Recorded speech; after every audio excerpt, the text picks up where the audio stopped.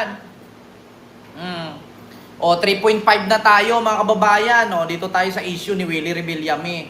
Diyos me, yung mga kababayan. Ito o, may kumakalat ngayon na video mga kababayan patungkol dito kay Willie Rebillame.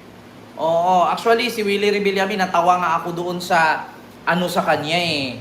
Ang sabi niya, mga kababayan, in-interview siya. Sabi nung nag-interview sa kanya, ano daw ang sinabi ni Willie Rebillame kay BP Sara. Sabi naman ni Willie Rebillame, okay naman daw siya kay BP Sara. Ngayon, nanawagan din daw siya sa assistant ni First Lady ni Lisa Araneta Marcos na hindi daw siya kalaban ni BBM. So, ibig sabihin si Willie Rebillame, maka-BBM na pala. Handa na palang talikuran si Digong. O baka napansin lang talaga ni Willie na, di ba? Wala siyang panalo pag dumikit siya kay Digong. Alam mo, lahat ng interview kay Willie Rebillame, tinatanggi niya lahat. Tinatanggi niya lahat, mga kababayan. Bakit? Hindi daw niya tinaas ang kamay ni Digong, hindi daw siya inendorso ni Digong, lahat tinanggi niya. Parang kinakahiya niya si Digong. Ito, in-interview siya dito ni yung Gretchen Ho ba yun? Nag-interview sa kanya si Gretchen Ho ba yun?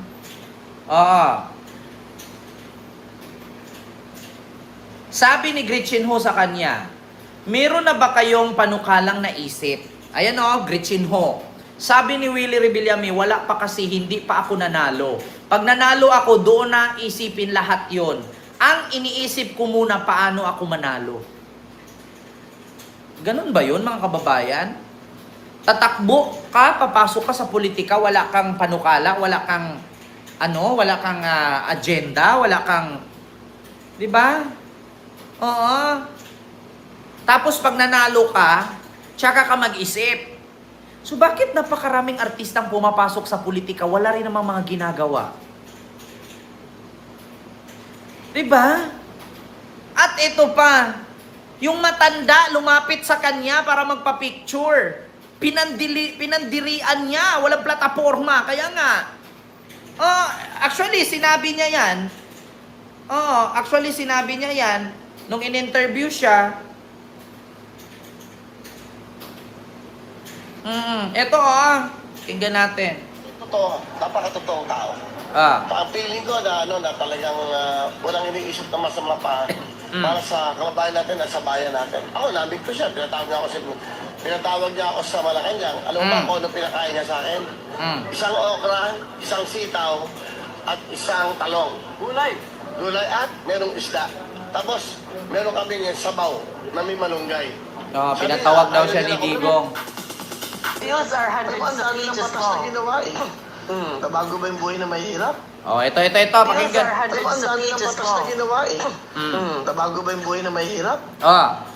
Pero yung po ang trabaho ng isang senador mas legislative. Para saan? Para sa bansa? Ang dami nang ang batas na ginawa. Ano ba trabaho natin? Di ba dapat gumawa ng mabuti sa kapwa? Kaya ka nga public servant But yeah, that's Senate's main role. Legislative chamber siya. Ano gagawin ko? Kaya gagawa ka ng batas para sa mahirap. Alam niyo, sa totoo lang mga kababayan, na ibuto niyo pa ba si Willie Rebillame kung ganun ang sagot? Papasok ka bilang senador. Once maging senador ka, ang role mo doon, gagawa ka ng batas. Kasi Senate is part of legislative na tagagawa ng batas. Pero ang sabi niya, bakit kailangan pang gumawa ng batas kung tutulong ka lang din naman? Yan ang kailangan ng tao. So kung tulong lang din naman pala ang gusto niya, bakit papasok pa siya sa Senado? So ang rason niya, kaya daw siya papasok sa Senado kasi puro away dito, away doon. So ngayon, pag pumasok ba siya bilang senador, matigil ba ang awayan sa politika dahil kay Willie? So anong gagawin niya sa loob? Magbumtarat-tarat siya doon? At kakanta siya ng, ikaw na nga ang hinahanap ng puso. Tapos dadalhin niya lahat ng staff niya doon. Magawa ng compose na naman si Lito Camo. Yun ang sagot niya eh. Bakit daw siya gagawa pa ng batas kung manalo siyang senador, Marami naman ng batas, wala naman daw nangyari sa Pilipino. Oh. So, bakit papasok ka pa pagiging senador? Ang role ng senador, pag nanalo ka, ang trabaho mo, gagawa ka ng batas kasi bilong ka sa legislative. So bakit na senador ka tapos hindi ka gagawa ng batas? Ano gagawin mo doon? So, nagpapatunay na power ang hanap niya. Hindi serbisyo. Power. So bakit papasok pa siya bilang senador para magkakuha siya ng power? Para makatulong siya sa tao? Di ba meron siyang meron siyang social media? Di ba meron siyang programa? Ba't hindi siya doon gagawa? Di ba? Jedy, nag-comment ka na naman ngayon. Ngayon mo nagustuhan ang comment ko. Wag ako, Jedy. Asa ka lang sa padala ng tumboy ng Makati. Tigilan mo ako. No, ito. Kasi ang dami ng batas. Ilang batas naman nagawa ng from the start, ng mga senador. Hindi nagagawa ba? Ano bang batas yan? Ang pinaka gusto kong batas na gawa, marami naman siguro. Ito nga sa senior. Alam mo, isa pang problema natin, yung mga teachers na bumabiyahe ng ilog. Yung kanila mga eskwelahan na nakikita mo. Paulit-ulit na lang yan ganyan pag may bagyo. Actually ha, gusto kong reaksyonan yung sabi niya, mga seniors at mga teacher daw na tumatawid ng ilog. According sa akin, Kuya Will, hindi po trabaho ng senador yung magpapagawa ng tulay. Trabaho po ng mga kongresista yan. Trabaho ng mayors, ng local government unit, ng LGU po yan. Ngayon, kung sabihin mo mga teacher tumawid ng ilog, wala pong ilog sa Maynila, natatawiran ng teacher. Kasi meron po tayong tulay. Di ba? So kung yun pala ang purpose mo, naawa ka sa mga teacher na napanood mo sa Jessica Soho, na tumawid sa tulay, tumawid sa ilog, na walang tulay at sumakay lang sa balsa, mag-congressman ka po. Mag-mayor ka po. Huwag ka pong mag-senador. Hindi trabaho ng senador yun, Kuya Will, ang gagawa ng tulay. Kasi naawa ka sa mga senior citizen. Di ba? Naawa ka sa mga teacher na tumatawid sa ilog. Gawaan mo ng tulay. Yung mga senior citizen, bigyan mo ng gamot. Mag-mayor ka po. Mag-congressman ka po, Kuya Will. Ang trabaho lang po ng senador, gagawa ka ng batas na ang mga teacher mabigyan ng tulay. Hindi po ganon. Kuya Will. Ang alam mo po, bakit hindi tayo gumawa ng matibay na mga eskwela? So ano po ang solusyon doon? Kami bilang senador, ano po yung Hindi pa ako senador eh. na bill? Hindi ko sa kanina. Di ba? So ang sagot ni Gretchen Ho sa kanya, ano pong solusyon doon? So anong connection doon bilang senador na gagawa ka ng matibay na paaralan? Daanan ng mga teacher na tumawid sa ilog. Ang sagot niya, hindi pa ako senador eh. Kuya Will, pag-aralan mong mabuti ang pagpasok sa politiko. Hindi yan pinag-isipan na isang araw, isang linggo, isang taon. Kuya Will, senador ang tinakbuhan mo, hindi kontraktor. Kung gusto mo pala ng gumawa ng tulay at matibay na paaralan, di sana ginaya mo na lang si kapatid ni Esmolaude. Di ba? Di sana ginaya mo na lang sana si Alice Bernardo. Gagawa ka pala ng matibay na school eh. Gagawa ka pala ng madaanan ng mga teacher na tumawid sa ilog eh. Di dapat ginaya mo lang si Alice Eduardo pala, Bernardo tuloy.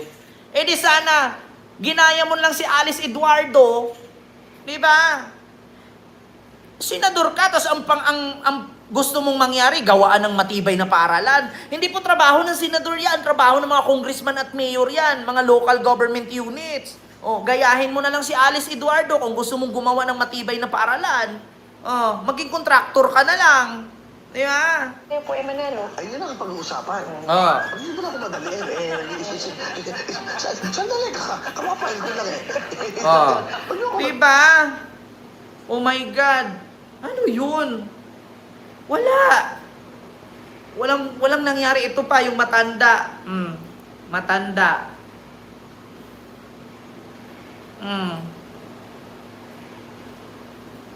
Hanapin natin kasi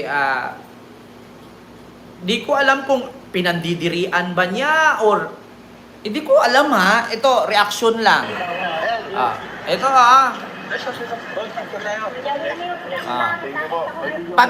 ito mga kababayan, bago ko i-play, patuloy ang video. Itong mga lumapit sa kanya, nagpa-picture, maganda ang damit, maganda ang suot.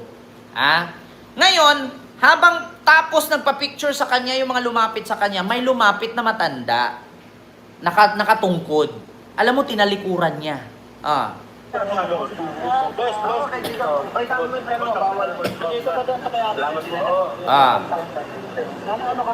Nagpa-picture. Ayun, may matanda. Tignan mo, iniwan niya. Lumapit yung matanda, iniwan niya. Kasi nagkatungkod, nagbitbit ng sampagita. Ito, sinare ko lang ha, kasi may nakita ko nag-react nito, maraming mga vlogger. Diba? Biruin nyo yung matanda lumapit. Tignan nyo. Okay na, okay na. Iniwan niya. Tinalikuran, nandiri sa matanda.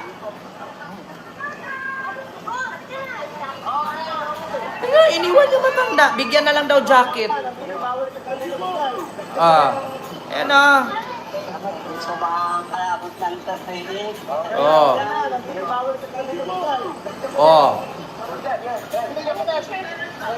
Tapos sabay akyat na siya sa sakyan. Pinandirian niyang matanda. Di ba? My God, JD, wag mo kong tawagin beshi, hindi tayo mag-best friend. At wala akong best friend na umaasa sa padala ng tomboy. Di ba? Tingnan nyo mga kababayan. Ito, hindi to gawa-gawa, may video pong kumakalat. Di ba?